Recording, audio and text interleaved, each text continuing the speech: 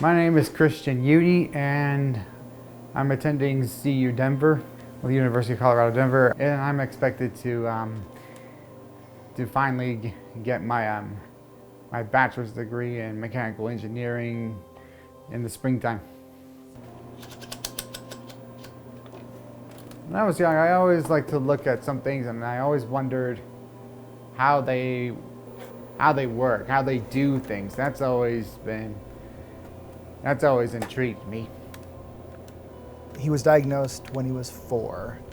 And so from the diagnosis until he was about 12 years old, we were doing what most well-intentioned parents do, which is to try to help him to fit into the normal construct of society. And we felt like autism was this external thing that was afflicting him, this disordered thing that was causing him to behave differently, sometimes in ways that was difficult, sometimes embarrassing, and sometimes kind of alienating to little friends and peers. So we were constantly trying to, in the most loving way possible, try to coach him and coax him to be closer to this realm of normal, not realizing that this was something that was very inherent to who he is, something very hardwired. Once we started to look for strengths, that became the thing that was driving our thinking around him and the narrative that we were creating for him, a narrative that he would believe.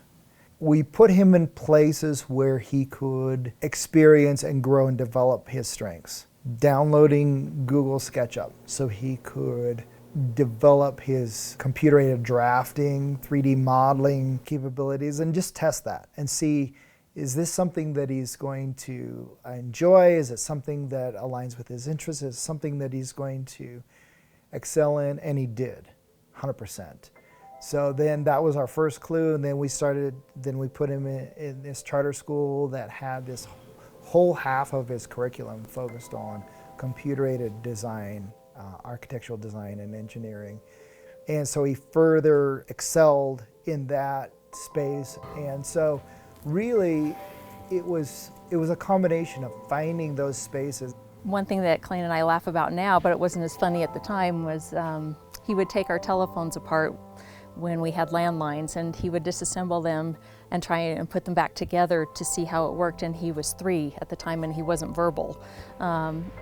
Sometimes it worked, and sometimes we had to throw away a few phones because we couldn't get them back to the way that they were before. He has a very inquisitive mind. But he's come to embrace that. He knows that, you know, his unique abilities and talents and strengths come from autism. And that's something that he's completely embraced and not ashamed of, doesn't shy away from that realization. We're done aspiring to normal. We're over that, and we're going to see and celebrate him for who he is, and we're going to provide all the love and the warmth and the light that he needs and deserves. That's the biggest thing that I would say, the biggest assumption that we dispelled within our home, and that really set up the strength journey. But most of the time he's up there in his room.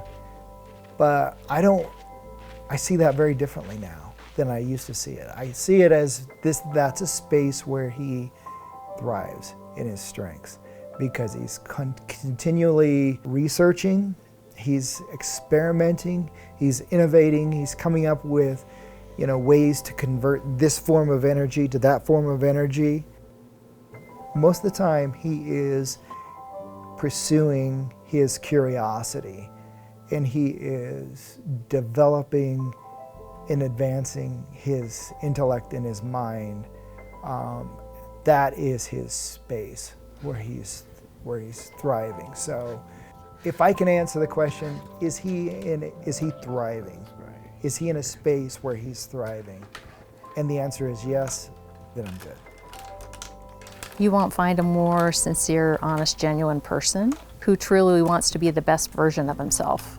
And he wants to engage and make the world a better place. And he has something to contribute, and he knows that. Very smart boy, very proud of him, and the world's a better place because he's there. Encouragement, that's one thing that they always give me. Even when things get hard, sometimes they would help remind me that sometimes I'm not alone, even though sometimes I like to do things alone.